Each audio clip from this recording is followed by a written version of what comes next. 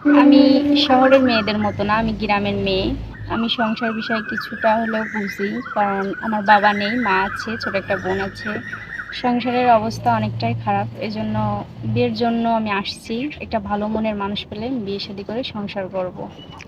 সুপ্রিয় দর্শক, আসসালামু আলাইকুম। দেশে দেশে বাইরে থেকে যারা আমাদের ভিডিওটি দেখছেন তাদেরকে যেন অসংখ্য ধন্যবাদ। ক্যামেরার সামনে দাঁড়িয়ে আছে আমাদের একটি বোন, সুন্দর তারই জীবনের গল্প। আসসালামু আলাইকুম আপু, ওয়ালাইকুম আসসালাম। কেমন আছেন? আলহামদুলিল্লাহ, ভালো আছি। আপনারা? আলহামদুলিল্লাহ ভালো আছি আপু। আপু, আপনার নাম? আমার নাম মোসাম্মদ সাথী খাতুন। সাথী খাতুন। সাথী খাতুন, দেশের বাড়ি কোথায়? সাতক্ষীরা। সাতক্ষীরা। পরিবারে কে কে আছে? আমার মা আছে, আমার ছোট বোন আছে, আমার বাবা মারা গেছে। বাবা মারা গেছে। তো বাবা তো নাই আপনাদের, মেন হলো পুরুষেরাই তো সংসার চালায়। তো আপনাদের হ্যাঁ, সংসারটা চলছে কিভাবে? অনেক কষ্টের মাঝে সংসারটা চলছিল।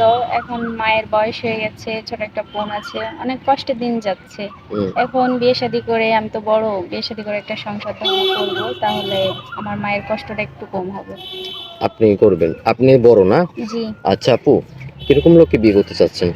তার বয়স যেমনই হোক, সে দেখতে যেমনই হোক, সমস্যা নেই আমার তাতে।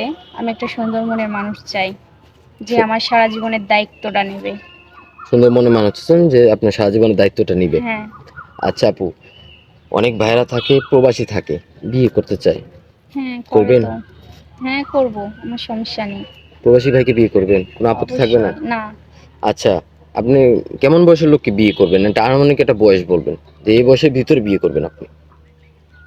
এমন মানে, সে আমার দায়িত্ব নিতে পারবে, সে আমার সাথে ভালোভাবে সময় কাটাতে পারবে, কিংবা আমার মনের মতো ভাবে সে আমাকে আগলায় রাখতে পারবে, আমার দায়িত্ব নিতে পারবে, এরকম একটা মানুষ। বয়স তো বললেন না, বয়স কত হতে হবে? বয়স যেমনই হোক, সমস্যা নেই আমার।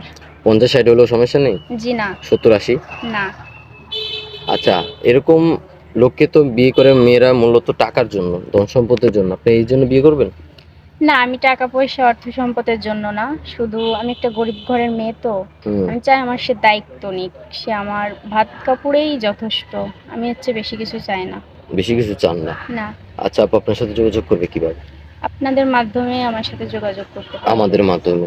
সুপ্রিয় দর্শক, ইতিমধ্যে দেখতে পাচ্ছেন স্ক্রিনে একটি নাম্বার। এই নাম্বারে ইমো হোয়াটসঅ্যাপ খোলা আছে। কেউ যদি সাথে আপুর সাথে যোগাযোগ করতে চান, সরাসরি কথা বলতে চান, আমাদের সাথে যোগাযোগ করলে আমরা সাথে আপুর সাথে যোগাযোগ করে দিব। কেউ অযথা ভিডিও কল, অডিও কল দিবেন না, তা আমরা ব্লক করতে বাধ্য হব। আচ্ছা আপু, আপনি বলছেন প্রবাসীকেও বিয়ে করবেন। প্রবাসীরা তো রোদে কাজ করে, গায়ের রং পুড়ে যায়, কালো হয়ে যায়।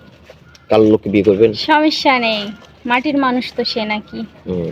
মাটির মানুষকে বিয়ে করবেন, তাই না? জি। আচ্ছা আপু, নামাজ কালাম পড়েন? হ্যাঁ, আমি নামাজ কালাম পড়ি। বাংলা নামাজ কালাম পড়েন? হ্যাঁ, আমি নামাজ কালাম পড়ি। আচ্ছা, বাংলা কতটুকু পড়াশোনা করছেন? ক্লাস 8 পর্যন্ত। ক্লাস 8 পর্যন্ত। আরবি আরবি পড়া জানেন? হ্যাঁ, আমি কোরআন শরীফ খতম দিছি। আচ্ছা, কোনো ভাই যদি আপনাকে বিয়ে করার পর বলেন নামাজ কালাম পড়তে, পর্দা করে চলতে, করবেন? হ্যাঁ, আমি তার কথা মতোই চলবো। আচ্ছা আপু, আপনি ভালো থাকবেন। আমরা আপনার একটা মনে মনোযোগী দেওয়ার চেষ্টা করবো। আসসালামু আলাইকুম। ওয়ালাইকুম আসসালাম।